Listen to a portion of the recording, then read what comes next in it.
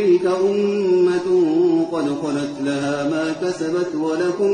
ما كسبتم ولا تسألون عما كانوا يعملون وقالوا كونوا هودا أو نصارى تهتدوا قل بل ملة إبراهيم حنيفا